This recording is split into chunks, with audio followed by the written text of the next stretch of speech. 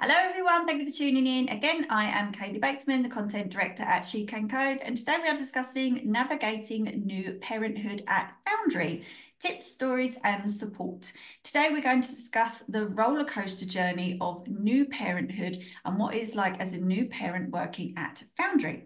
I've got three willing parents who have come forward for a chat with me on this topic today. I've got Christy, Linda and Felix, all from Foundry, who are here to share their wisdom and support to help you through the challenges and joys of this life-changing experience.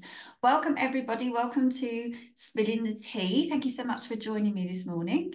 Can I hear a little bit about each of you to set the scene for our listeners today, if that is okay? Linda, shall we start with you? Sure. Hello, everyone. My name is Linda Hogg. I've been with Foundry for a little over 5 years, although I was on maternity leave for one of those years, so effectively 4 years. So I'm a research engineer on the research team working on real-time projects. Amazing. And just for a bit of context, Linda, did you fall into tech? Is that something that you really wanted to do, or did you take a strange career route into tech? Wouldn't say take. I started off doing math. So I did a math PhD, and then started working in banking and wasn't quite sure about that. And then did some more training in computer software and programming, and kind of fell into image processing and computer vision, and been quite a roundabout career, but ended up at Foundry about 5 years ago. Amazing, amazing. And for everybody listening, we have spoken to Linda before. We did a fantastic video with Linda and the other ladies in the research team at Foundry. So if you haven't already seen it, you can check that out on shecancode.io. But I noticed from that interview that you had a really interesting job and a really interesting team. So if anyone's interested in research, you might want to go and check that video out. Felix, yourself, tell us a little bit about you, what you do, and a bit about your background. Sure. Yeah, I'm Felix. I'm an engineering manager for the Nuke team at Foundry. I've been in the company for a bit over 9 years. I started out in the research team as a research engineer, and I worked in the London office for my first year. Then I moved to Dublin. We started a small office there, and now I'm fully remote in France.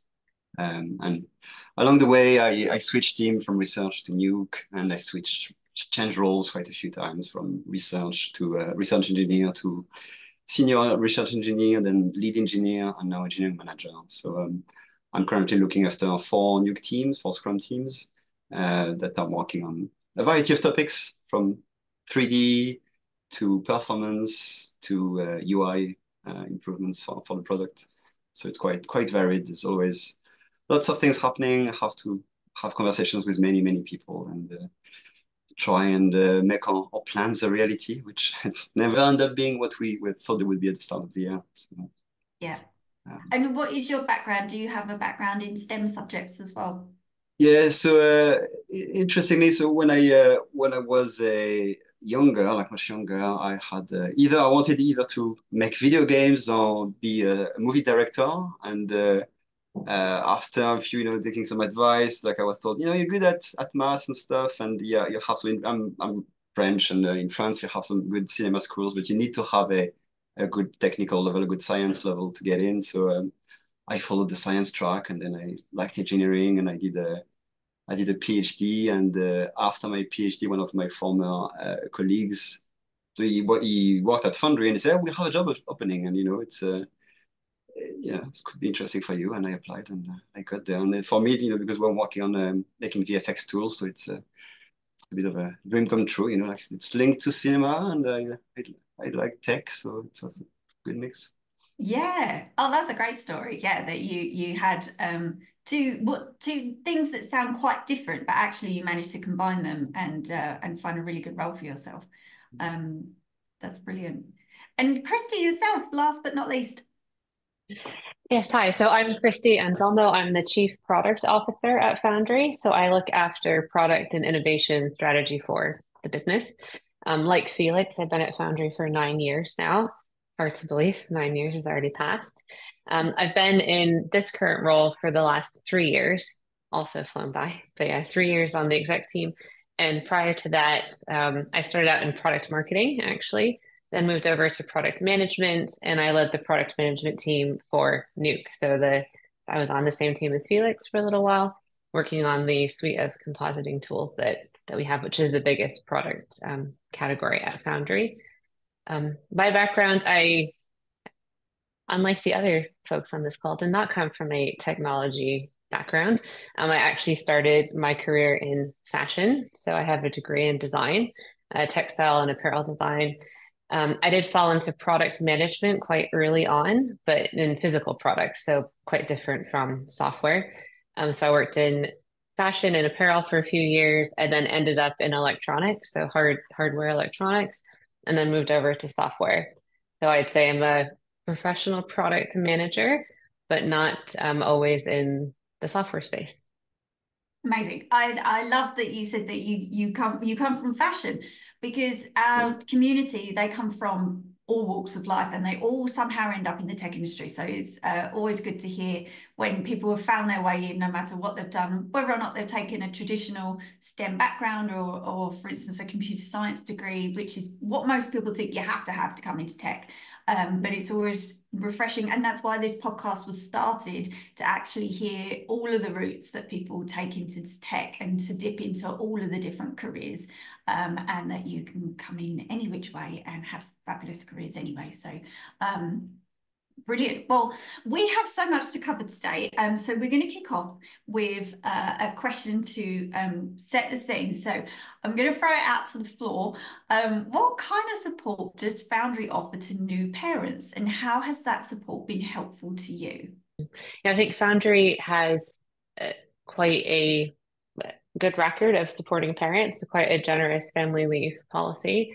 So for birthing parents, it's 24 weeks paid, and for secondary parents, it's 6 weeks paid, which is nice.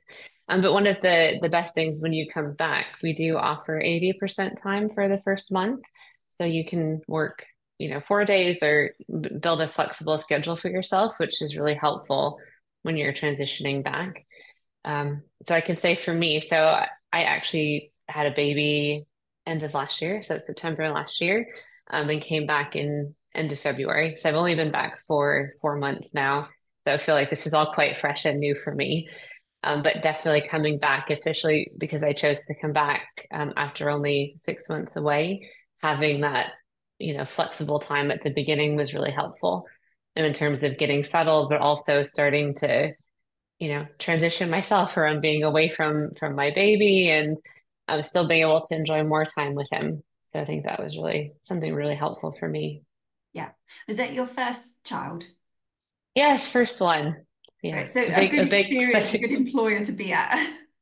Yeah, absolutely. And I think too, beyond the policy too, I think my team, so both the executive team and the team that I work with, my team, we're all really supportive and really understanding with me coming back, and giving me even more less flexibility beyond that policy, knowing that I would need to adjust and kind of figure out as I was going to see what was going to work in my new life, right, my new work-life balance.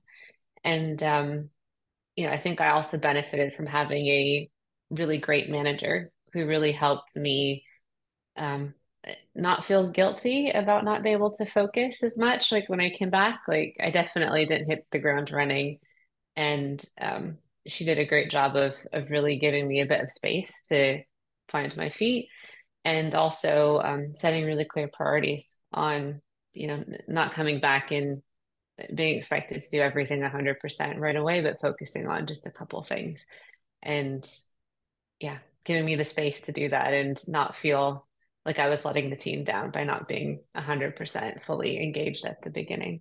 Yes, yeah. The fact that you use the word guilt there, you hear that a lot with, you have mum guilt because you're not at home, and then you have work guilt because you're not quite sure what's happening there. So if somebody is setting clear priorities for you, and then you have that space to be able to achieve those, then that must have been really, really helpful just to ease yourself back into work life. Yeah, absolutely. Linda, what about yourself? How do you find, or how did you find that Foundry was supporting you when you had your child? How many children do you have? Just one. So it's the first one as well. So he came along. He's 2.5 now. So November 2021. So I've been back at work for a year and a half.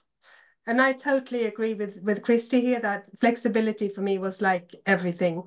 I'm still on 80%. I started on 80% and stayed on. I was able to stay on 80%, which really helps when you kind of puzzle your schedule together. So my partner is freelancing, so he's taking baby some days and he's at nursery some days, and just puzzling together so everybody can do all the things they need to do. So I find that extremely valuable. And also the work from home is a lifesaver for me because I save 2 hours a day, and it means I can do nursery pickups and nursery drops. And I'm not sure how we would have been able to cope with that, with time wise. And the other thing I wanted to say is I felt extremely lucky in that my manager had a baby 2 months before me. Oh, wow. Yes, and my colleague had a baby 2 months after me. So I had both my manager and one of my colleagues were very much in the same position. So they were extremely understanding and sympathetic, and we could share stories about sleepless nights and, what's been all these parent things that, you just it just feels great to be able to talk about them. So that was great for me. And I think for my maternity leave, the keeping in touch days were a really nice feature they offer at Foundry. So you can go in and work a couple of days, just a handful, just to keep in touch and not feel a stranger when you kind of come back. So I thought that was really great. And also, I was in little things like I was invited for the summer party when I was on my maternity leave, and it's just saying hello to people. And when you come back, because it's a long time, right? I was away for a year, nearly 11 months, I think. So it's a long time to be away from work and coming back. So yeah, it's great. To have those touch-ins, those check-ins. We actually we held a hackathon recently, and a lady that we knew from one of our SheCanCode partners, she came in with her baby for just a catch up, and it just happened to be a SheCanCode event because she knows us. She thought we'll come in, we'll say hello to SheCanCode, and she'll touch base with all of her team as well, which also we loved because I got to see the baby. She's only 4 months, and that was adorable. But it was just nice to. She said I didn't do that with my first child, and she felt quite isolated by the time she came back. So just checking in every now and then, also so everybody could give the baby a squeeze, she said has been actually, she said I feel like a little bit better this time, second time around. I love the fact as well that you said your manager and a colleague, that tends to happen in offices, doesn't it? You tend to say there's something in the water in this team, and suddenly everybody is having a child at the same time. So at least you had lots of people that you could all relate to each other when that time came around. Well, then the real-time babies. There were all these babies in the real-time team at the same time. That's nice. That's nice. Felix, yourself, what about you? Tell us a little bit about your story and your family, and how Foundry supported you along the way. Yeah, so I mean, it's my actually second child I'm having while working at Foundry. And for the first one, it was over 4 years ago, and there was, the policy was not as good as now, so I had only two weeks of leave, and that was way too short. Like I was completely wrecked when I came back, and my manager was really supportive and understanding. But it was really tough, and it was really too soon to get back. But this time, after 6 weeks, I really saw a big difference, and I could really more help my partner and be there for a lot of first things, and be actually much less tired when I came back, because my child, second one, was already starting to sleep much better, like maybe not full nights, but almost. And then the 80% time, like phase return, was also very helpful. I was a bit worried that this could add to, although I was only away for 6 weeks. Plus, my child was in the beginning of the year, so I had also the end of the year holidays, so that kind of like added to that. So it was not as long as Linda and Christy, that I was away from work, but still there was a lot to catch up on. And I was a little bit worried that the 80% time would kind of like add to that backlog and how to manage that. So, but what I did was block time at the start and end of my day so that I was not, feeling guilty of finishing early or starting a bit late. And at the same time, I was there during the core hours in case, people needed me. And so that way I was not getting more stuff added to my backlog to catch up on, but like still, kind of like starting back slowly. And yeah, that was really good. And I think, yeah, same as I think what Linda said and Christy as well, I guess the flexibility is really the thing that I think it's in the culture of the company, and it's really something that, sometimes as a parent you have to take a day off like on like zero notice or very, very short notice because the baby is sick or something. And that's great to be able to do that and know that, your manager will be, yeah, okay, sure, that's your priority. Yeah. And do you have the flexibility as well to work from home? And then, as Linda was saying, you save on the commute and just all of that wasted time where then you can do, what you need to do in the morning and in the afternoon. Yeah, so I've been fully remote for a few years now. Even before it was cool, before the pandemic, I've been fully remote for a while.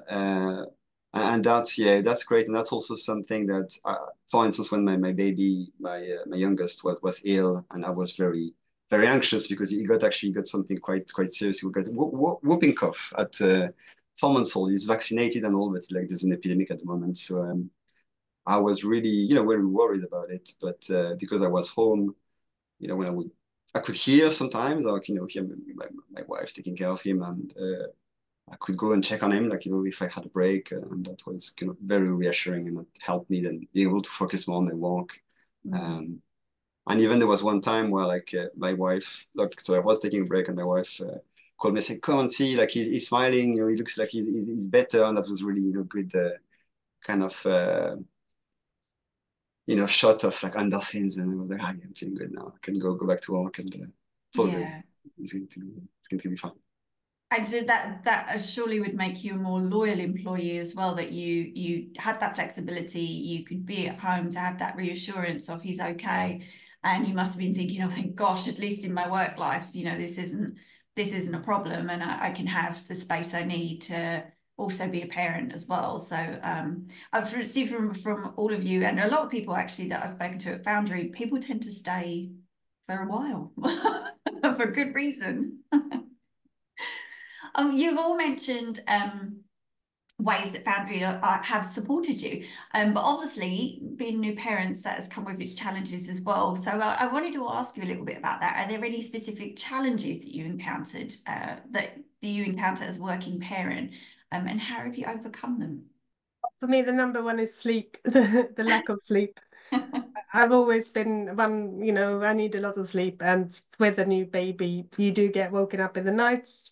My one didn't start sleeping through the night for ages, so it'd wake me up 3 times a night.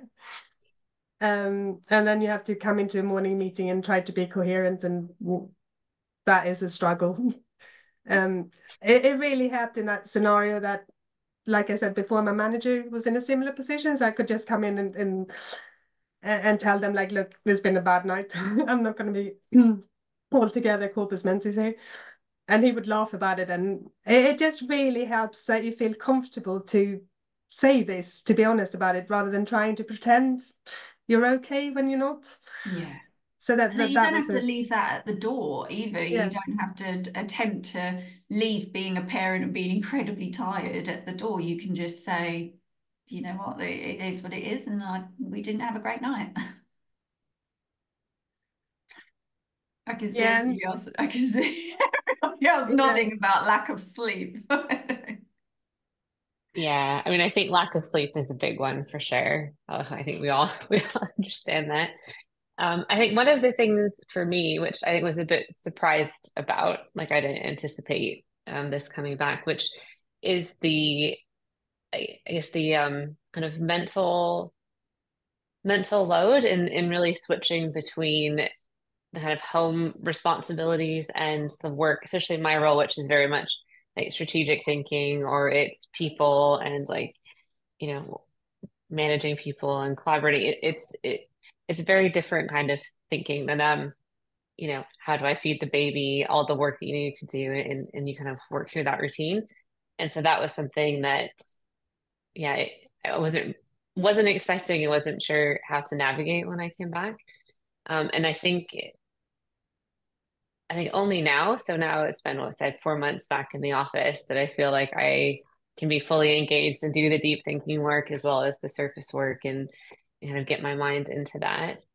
And I think to manage that, well, first is again, like being kind of kind to yourself and knowing that you're ramping up and you're in this big transition. And, for me, like becoming a mom, like I've changed, right? Like I'm still who I was, but I have this whole other part of my identity. And it takes a bit of time to kind of settle into that. And definitely you have to be patient with yourself through that. And I think a bit like, like Linda said, with lack of sleep, being able to communicate that like to your team, to your manager, to say, like I'm totally engaged on this thing. I'm having a harder time with this other project, and helping work through it. Not trying to put that all on yourself as well to work through. I think everyone at Foundry has been very, sympathetic and understands that you need that kind of flexible time. But definitely, I think my advice to other people that are about to become parents or new parents is to give yourself that kindness too. That level of performance you may have been at right before you left may not be where you start, and it takes a bit of time. So go easy on yourself. Yeah, but you are, as you said, I'm the same person, but you have a different identity. But actually, you suddenly discovered all of these different skills, like time management, and being able to shut off from one thing and have to think about another thing, and something that you hadn't previously probably done or needed to do. So you did come back a different person, almost a new, improved, full of skills, different skills kind of person. That is true. I think I was good at multitasking before, but it's a whole different level now. Like the number of things like in RAM at any given time is, significantly more than before. But I also find that, like, again, like now getting back to it, like the ability to be present is also stronger, because I think that's how I've um helped navigate that transition about, you're balancing work, time with the baby, with yourself.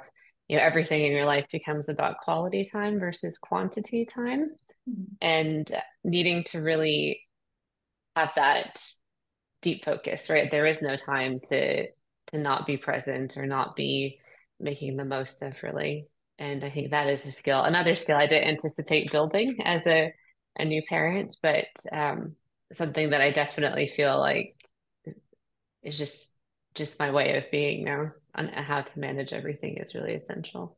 Yeah, definitely. And Felix, I could see you shaking your head about sleep. Is that also something that you found a challenge, like perhaps finding ways to be present in the moment when you're torn sometimes between several different identities? Yes, sleep is definitely a big one. Can manage to make some time for a power nap during your lunch break. That could be a lifesaver in like 10 minutes, and then you're all much more energized for the rest of the afternoon. So Yeah. yeah, that's something maybe we should make a policy out of it, to be honest. Yeah, that I actually visited an office recently. It was a company that wanted to possibly partner with us, and they have a room downstairs for employees to do that. And they have a nice kind of like spa environment with a low lamp, and they're like, if you want to go and sit downstairs for 10-15 minutes, go and do that, come back and just feel like you have the afternoon to yourself, because sometimes I just realised, there are other things happening in people's lives, and they made a little space for people just to go and have a moment, have a little lie down, and come back and be your best self.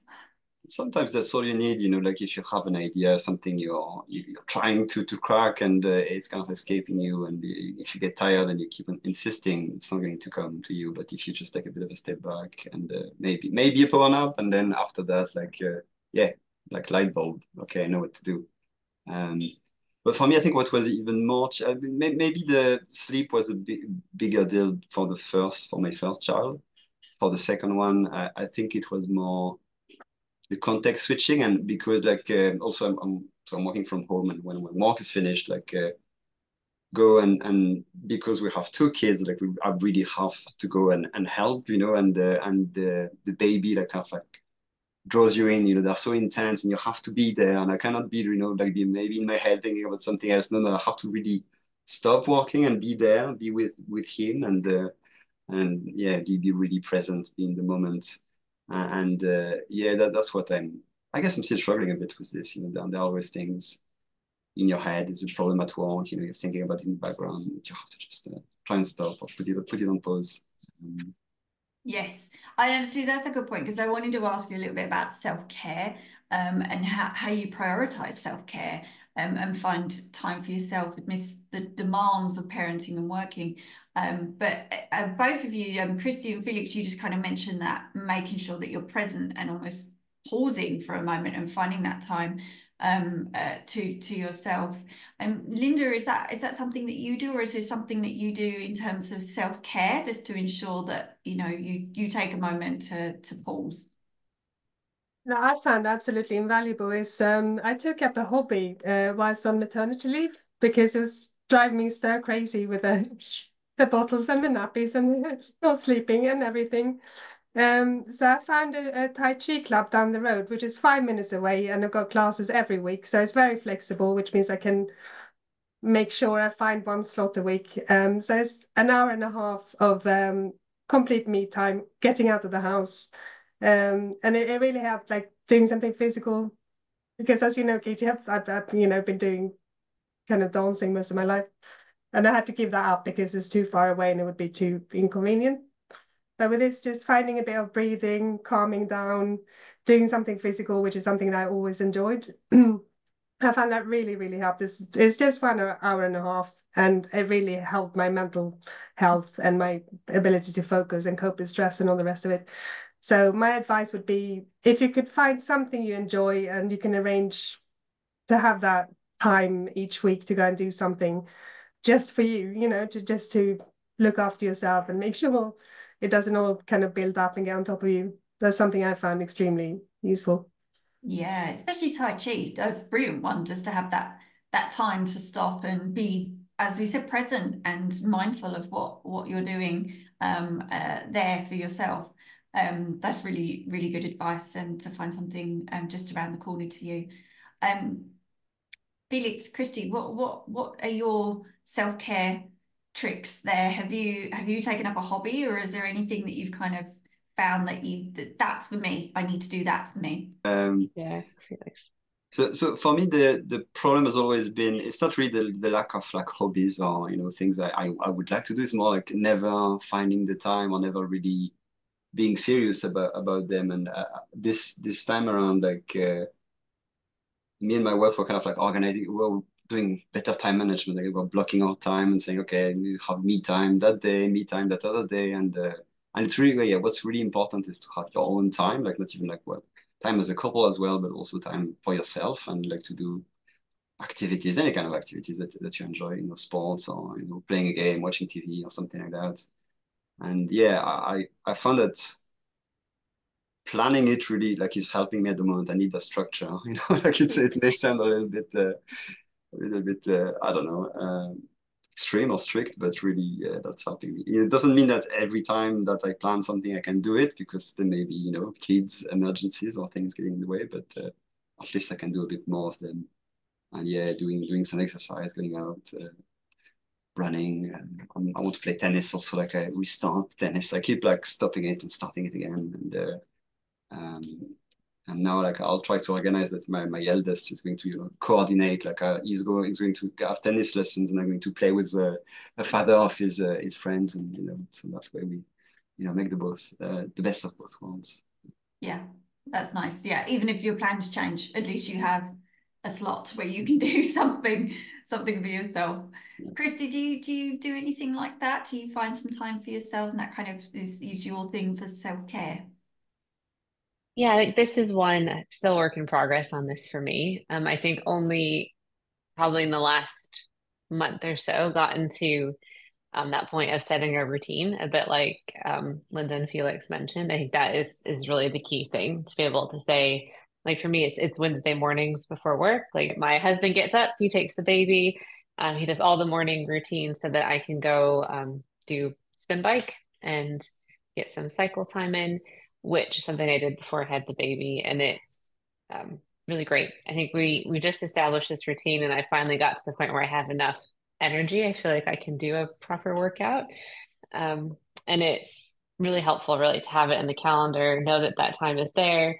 You know, one week it may be a more intense workout than another week, but it's always there, and I can choose to use that time for that. It it does take a while to get the routines established, but it does really help to have them. I think the structure, it sounds boring, but it's really important to to make sure it actually happens.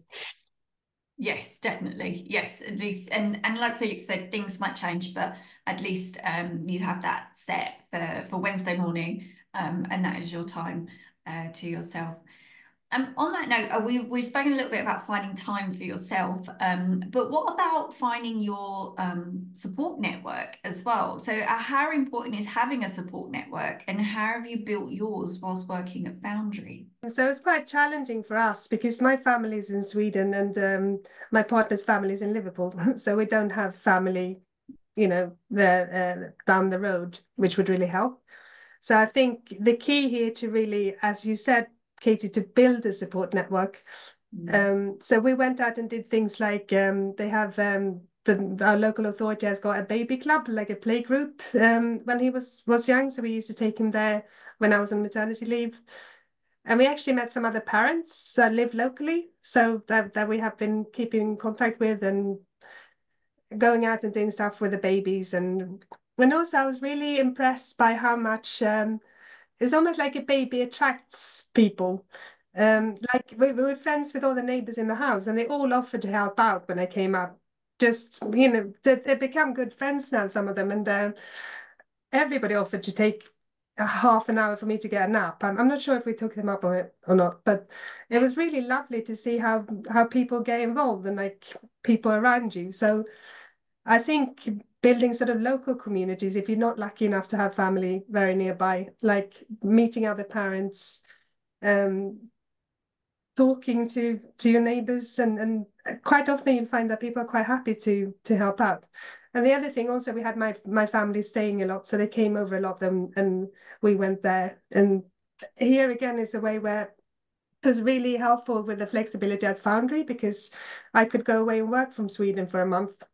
And I still do that every now and then to make so that he gets to know that side of the family and we get a bit of support and help with babysitting and stuff. So that again has been absolutely fantastic for me. Oh, that's a really nice perk to be able to do that, especially if you have family abroad and you're not going to visit them for a weekend. If you have family, it's not like going away for the weekend. So that's a really nice perk. Felix, yourself, how have you found the importance of a support network? Did you, like Linda, did you find there was actually a support network that you didn't know was there before?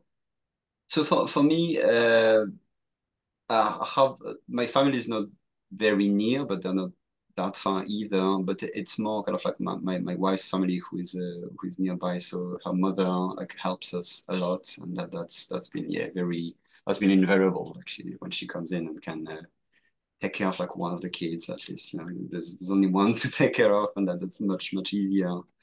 Um, I find like something that when you become a parent, it starts to show a divide.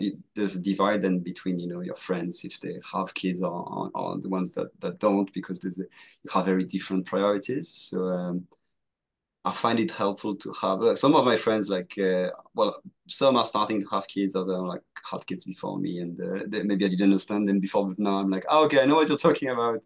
I think it's really helpful to be able to talk to people that are experiencing the same thing and kind of exchange war stories and make the time to still be able to catch up with them and go out make that time. Again, it's about, blocking your time and, arranging your calendar so that it's possible. And because it's really easy to get too busy with like the kind of like day-to-day, childcare and stuff. But yeah, again, it's important to make the time so that, you can be go see a friend, have, like exchange about something that happened. And so I'm kind of like losing my train of thought there.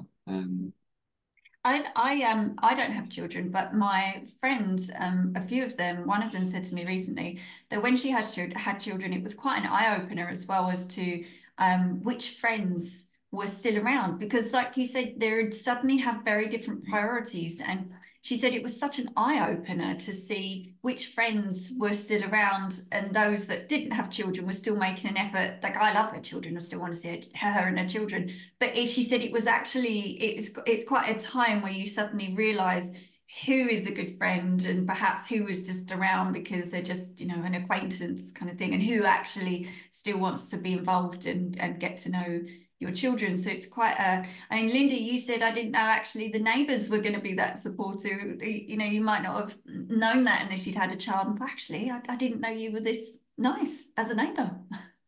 You definitely get different circle of friends. I wouldn't say, I mean, the things you do are so different. Like before I had children, I would meet a friend for dinner or go for a drink, or now I'm too tired to go for a drink, and I pretty much stopped drinking altogether. So and some people they might come every now and then and go. They find it's a bit of a novelty to go to some sort of child related activity, but for me anyway, I found that meeting up with other parents, I didn't have that many friends who had kids around, although I have now made connections with the people who do. So if that friend from university you haven't spoken to, and all of a sudden they have kids, and all of a sudden you've got a lot more in common than maybe you did before, while some of the other friends you were seeing a lot, you have less in common with. So you have to change, just accept the fact that your life has changed, and the people you spend most time with might change too. Yes, exactly. Yeah. Christy, I can Yeah. see you nodding away.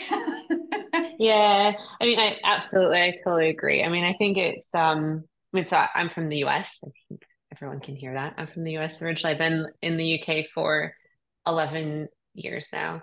But I found that the transition in our, friends and our close network is very similar with becoming a parent as it was after we moved abroad.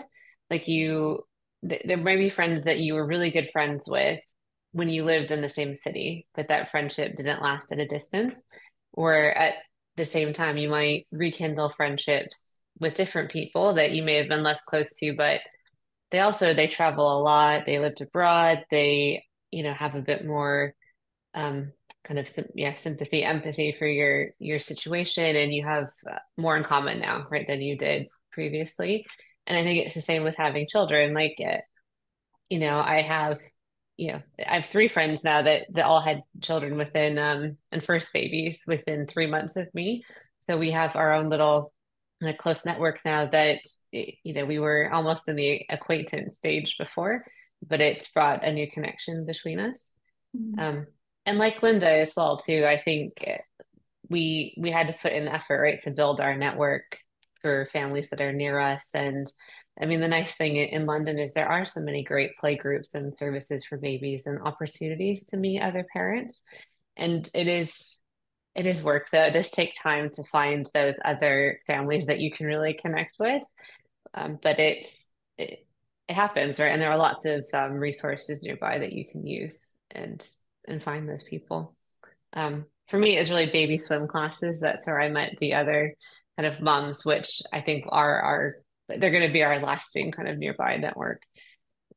So yeah, you'd have to go out there and do a bit of that friend matchmaking to find those connections.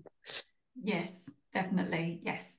And on that note, you've all been through this experience, and you've all had positive experience at Foundry, but and you've all, found ways to find your network and to make things work for you. But what can other workplaces do? What can they do to better support new parents, do you think, based on your own experiences? Do you think there are things that other workplaces could work on to make things better for new parents? Just iterate here what I said before. Like for me, flexibility is the number one. Like work from home arrangements, reduced hours, and also understanding, being sympathetic, having a manager that is sympathetic and understands that things are out of your control and in a way that they weren't before you had a child. Yeah, can definitely help. Yeah, I found as well that really does depend on the team you're in and the stage that you are at in life, because there are some companies that have very young teams, and that as well, when I've been on a young team, when I was young myself, and you found a couple of people that were at that life stage, I found that they eventually just left and they went somewhere else, because sometimes having that balanced team as well, where you don't have too many young people, or perhaps not all experiencing the same thing, or different life experiences, sometimes isn't a good thing, because a lot of those young people will jump ship quite early, and they won't stick around as much. Whereas if you have more of a balanced, mixed team of people at different stages of their careers, they tend to stick around a little bit more. All of yourselves have stayed at Foundry for a good reason, and you become more loyal, a more loyal employee because of it. So yeah, I think it's always finding that team that works for you, as well at your life stage, wherever you may be at. But you're absolutely right, Linda. Felix, yourself, what is there anything that you would encourage other workplaces to do, or something that you found that Foundry has helped you with? So I was going to say the same thing as Linda. Flexibility for me is the top thing, and I think that we're really lucky at Foundry that this is something really anchored in our culture.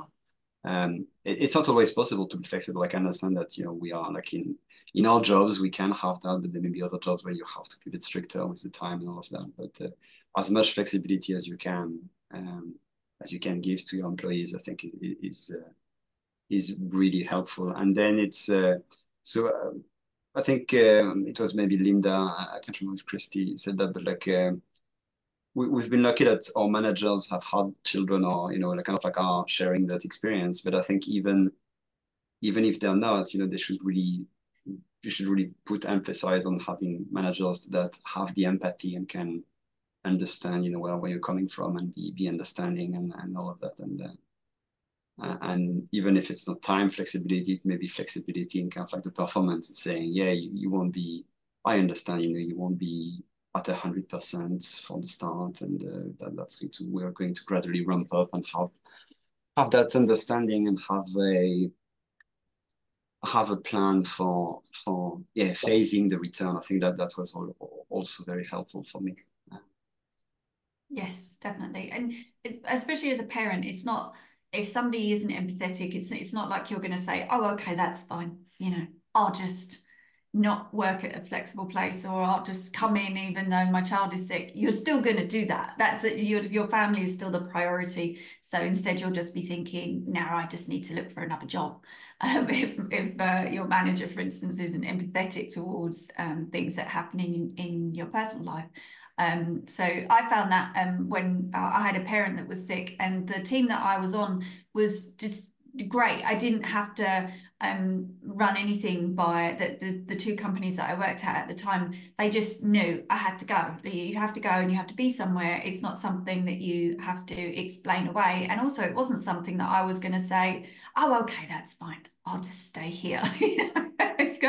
You're gonna do it anyway, and it makes everybody's world so much better if you all just think, what, family is first, and whatever that may look like, or what is happening in your day, that employee just needs to know you need to go and deal with something, and then come back your whole self when you're ready. Christy, yourself, have you got anything that you think workplaces could do better based on your own experiences? I suppose, like Linda and Felix said, flexibility is a huge one there.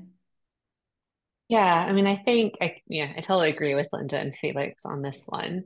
I do think Foundry's culture, right, is really key to this. And even when I think I joined, 9 years ago, much earlier in Foundry's history, less mature of a company, it was always a place where you could bring your authentic self. Like there was always a understanding of us all being people and having lives and having, more than just your work, around you.